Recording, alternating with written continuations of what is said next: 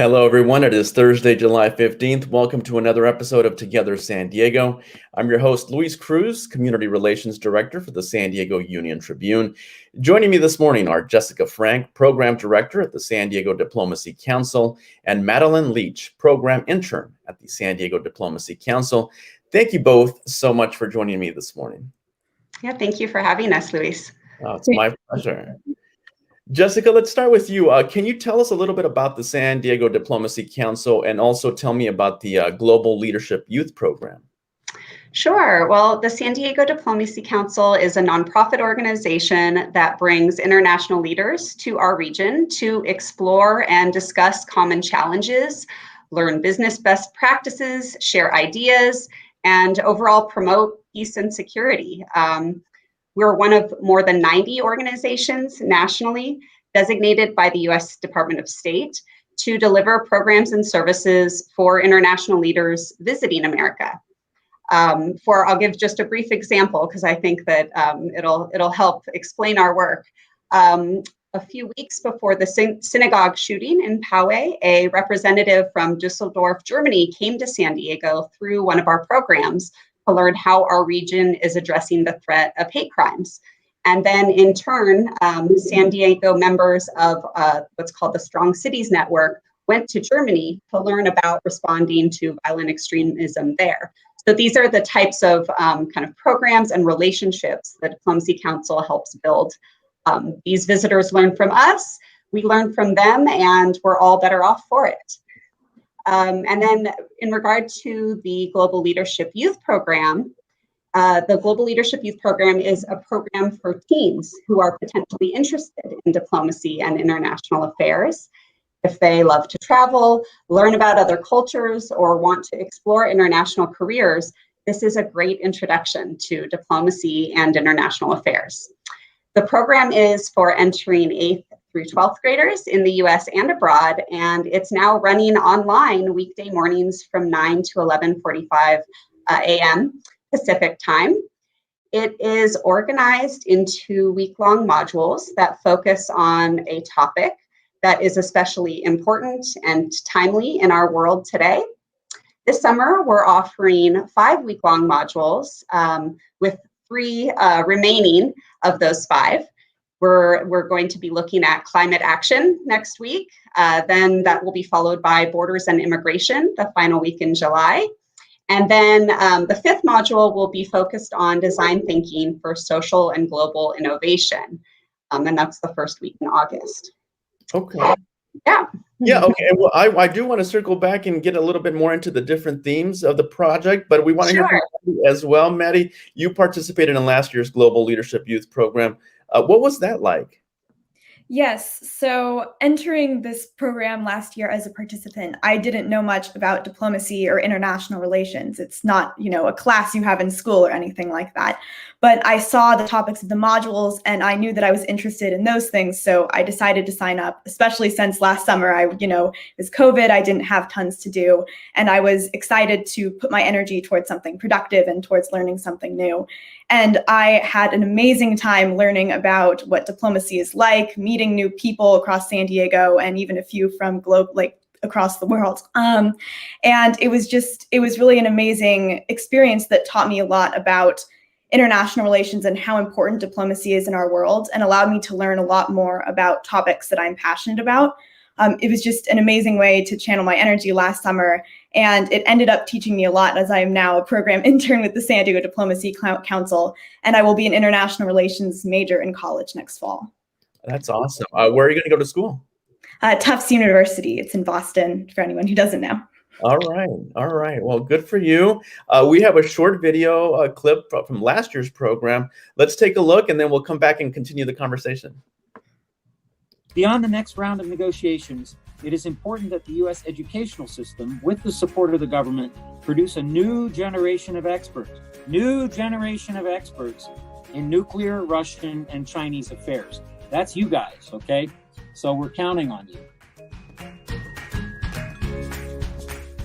It's so cool to see people taking initiative because we as a generation, soon enough are going to be in these places of leadership and authority. But it's really essential, I think, that we get back to sort of treating diplomacy and treating that kind of engagement as something that is essential, whether or not the political relationship is good or bad. The rise of science and technology, that's something that I think is also unifying when it comes to international relations, and it's something that gives me hope.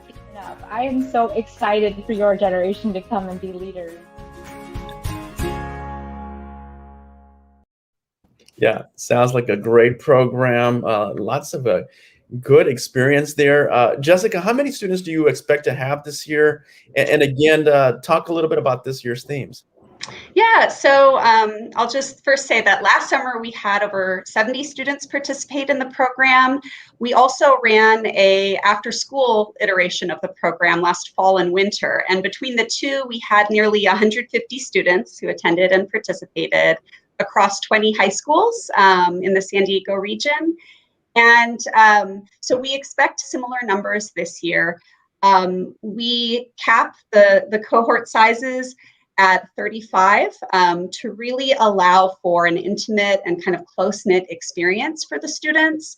I should also mention that we have 6 small group facilitators who join us each module, who are university students that help the students engage and are an additional resource and support for them. And actually, that's one of the ways in which Maddie is participating this year. Yeah, Maddie, talk a little about what you'll be doing this year. Yes, so while I'm a program intern with the San Diego Diplomacy Council in the Global Leadership Youth Program this year, I'm actually a group facilitator, which means I work with the students to help them kind of get their ideas in a row. Maybe before a speaker that we have, I help them come up with good questions to ask, or on their group projects, I help them organize their thoughts, or even before our diplomacy simulations, which are lots of fun, I help them create strategies. And like Jessica mentioned, there's a few others that also help do this, so we can have kind of that one-on-one time with students and help them, organize what they want to do, and makes their experience just a little bit better, and allows them to come together into a group. So that's very fun, and I'm so excited to be doing that this year. Yeah, that's awesome. Jessica, talk a little about this year's themes again. Yeah, so we started off the program with a module on advocating for LGBTQ plus rights. It was a topic that was a direct result of feedback that we received from prior students, through the surveys that we give them at the end of each module. We ask, what else do you want to learn about? What other modules, if you could design a module, what would it be about?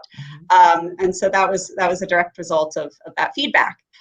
We also looked at democracy in danger and the sort of rise in authoritarianism across the world today. That was our second module that we held. And then coming up next week, we have our climate action module, and it really looks at how youth are pushing the needle forward on climate change and how they have made it a movement. We're also looking at the COP26 conference coming up in November with the UN, and how they can get involved and be part of that movement. Then the second to last module will be focused on borders and immigration. And really, issues regarding migration, especially for San Diego along the southern border here, are in the headlines almost daily. And so this module will allow students to make sense of that and put it in a more global or comparative perspective. And then lastly, we have our design thinking module. And that's really about developing a design thinking mindset, whereby students really consider the who and the why of their designs, understanding the local or global community needs behind the design. We'll be using access to education during the COVID-19 pandemic as a case study, and looking at how designers can be forward-thinking agents of change for our community's most pressing social challenges. And how much does it cost to attend the program? And is there a way for students who may not be able to afford the registration to participate? Yeah, so it's $200 per week-long module. And there is absolutely a way to receive financial assistance. So we have fully funded sponsorships available for students who are in need of financial support or who are otherwise underserved in our community. The cost of the program should not be a barrier to register. And it's really a simple process to register on our website. I see it's up there. It's sandiegodiplomacy.org. There's an option to register and pay, and then there's also an option to register and request sponsorships. This summer, we have some generous sponsors at SEMPRA, Five Together Foundation, Nordson Foundation, and Rockenbach Foundation, who have really stepped up to make sure that we can include all students who want to participate. Diversity, equity, and inclusion are extremely important to us. And really, it's part of the quality of the program to have students participate from a broad range of backgrounds, perspectives, and lived experiences, and they get to connect with each other.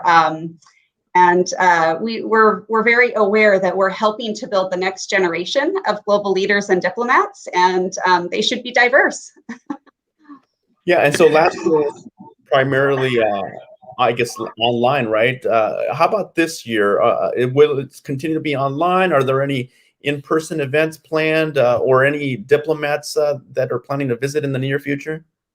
Well, so we are hoping to have at least one in-person maybe get together kind of as a follow-on event, but we kept it online this year really to make it as accessible as possible to students.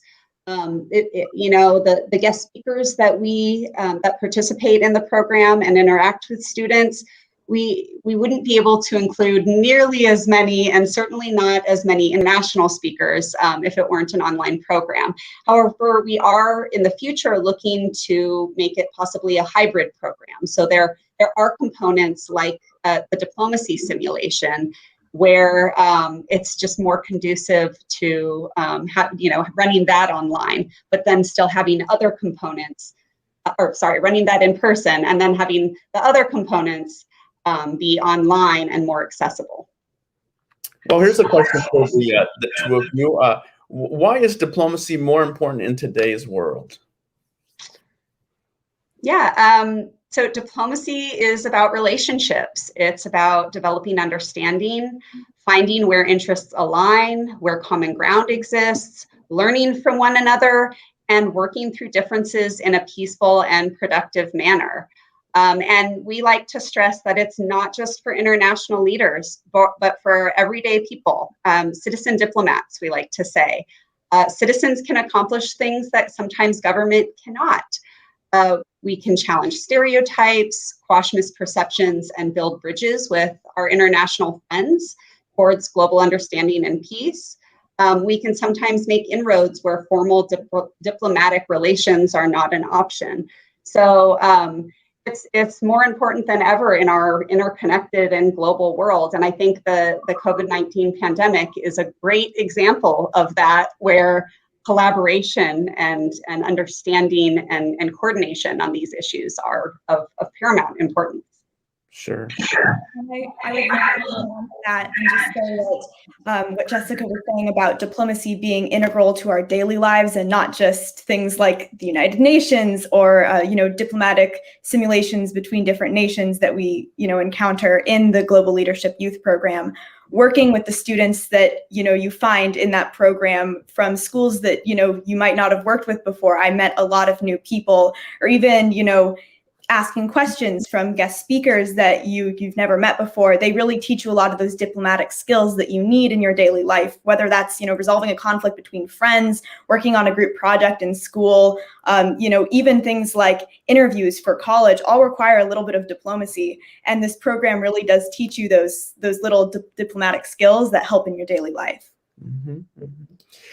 Is there anything else either of you would like to add before we go?